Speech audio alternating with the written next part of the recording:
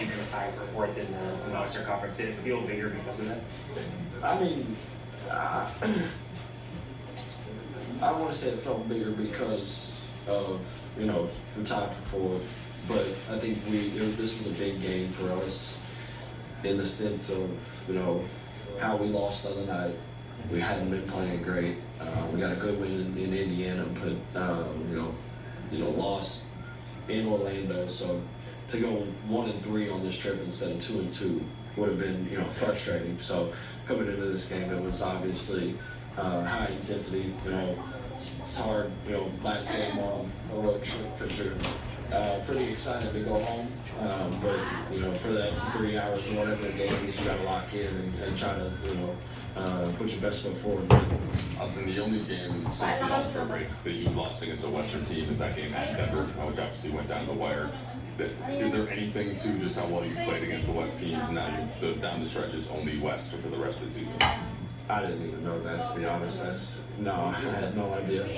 We gave ourselves a good opportunity to win that one in Denver too, short-handed, but I didn't know that, so I don't really, you know, I just feel like we've you know, in spurts played really good basketball, and if we do that, we're going to be a tough team to beat.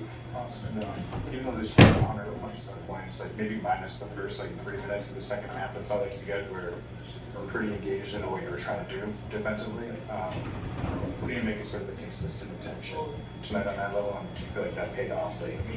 Yeah, for sure. I mean, I think what are they tied? It was 113. You know, that's a point in the game where you got to buckle in.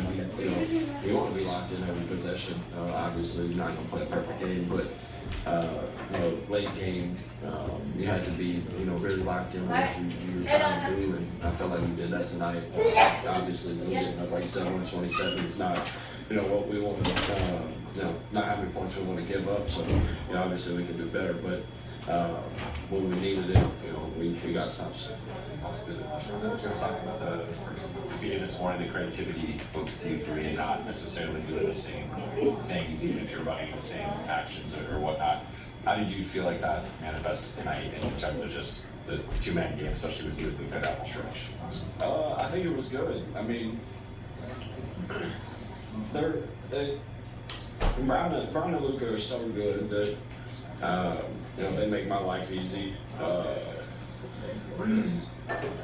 Unselfish players that like to play the game the right way. You know, unbelievable passers, both of them. So you try to just, you know, get the best, you know, outcome every single possession. You know, if we do that, if we lock into doing that, you know, I feel like we can get a good shot every possession. So just having that creativity in whatever we're running, and just trusting it and trusting, you know, with the pass is a big thing. And I felt like we, you know, did that well tonight. Last question. Quarter timeout where LeBron was particularly vocal about communication. He thought that it made a difference. He said maybe if he doesn't pipe up the way he does, you guys don't win the game. Do you recall that? And how did the message help you guys in that moment? It's the first time I've heard him yell in a while. It was refreshing, to be honest. I loved it. I don't remember exactly what he said, but it just shows how much he cares. His attention to detail is probably the standard. So if all of us can lock into that, you know, every single possession, you know, you can create something special. Thank you.